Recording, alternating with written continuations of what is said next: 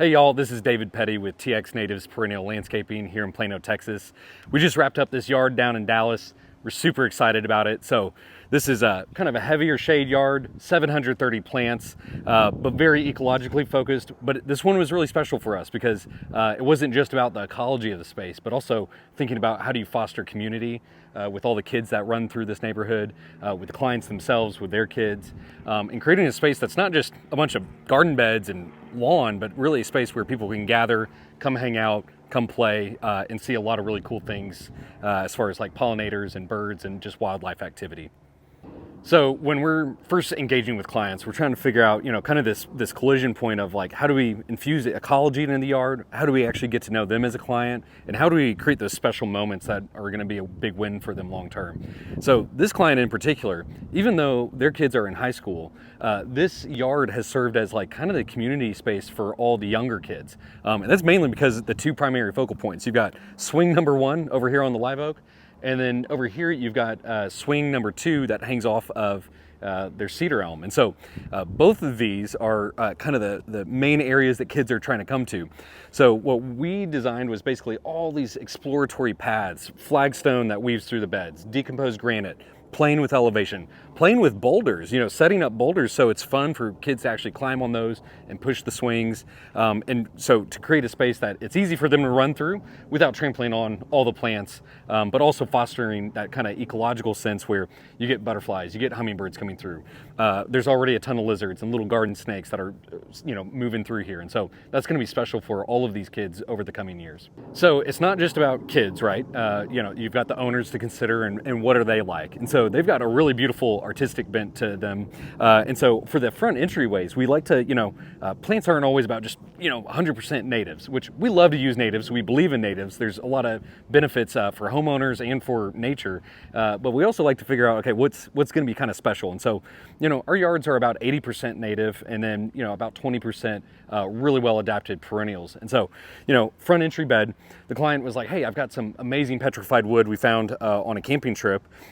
Can we use it? And it's like, absolutely. Let's have some fun up here. If you got architectural interest with, the petrified wood, then you can come in with like squid agave, native to Mexico, but does well in shade, does well in sun here. Ajuga, not native, but is gonna create this really interesting purple mat all through here and really fill in. So that's gonna be this moment that we have. And then shifting over here, right?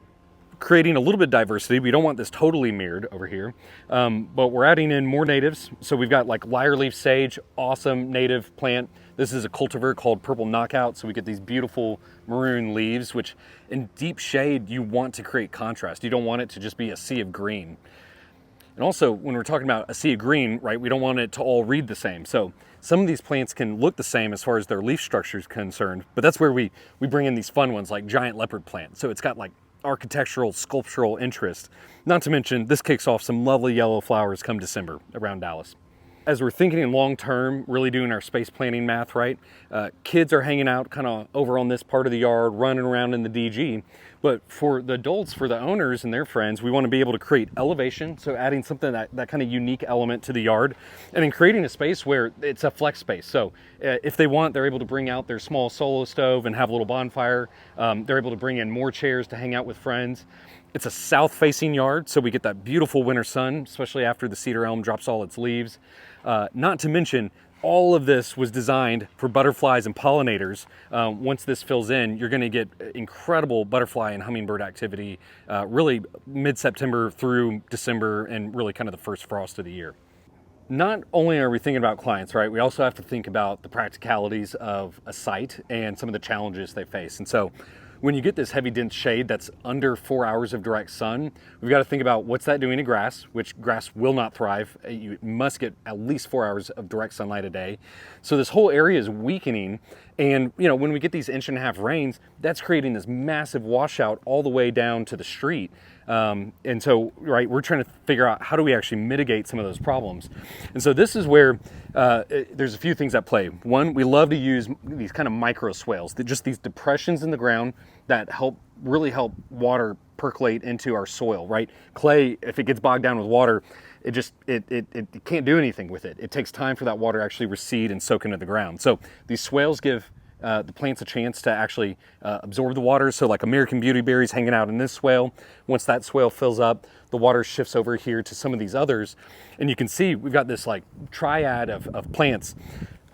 Inland sea oats. This is your #1 erosion control blanket in Texas. And so for deep shade areas, inland sea oats is amazing. Then we come in with like gold groundsel, Texas sedge, dwarf palmetto, awesome evergreen, good slow grower over time, but provides that permanence through winter. And so this whole area, I would say, is more technical space, but it's still beautiful. It's still going to be awesome. And it's using basically all natives. I hope y'all enjoyed seeing this yard. We're excited to see how it evolves over the next 2 to 3 years as it really grows up and gets going. If you want something really custom and really interesting that's unique to you as a homeowner and that is special for your family, give us a shout. Reach out to us at the website txnatives.com. We'd love to help you.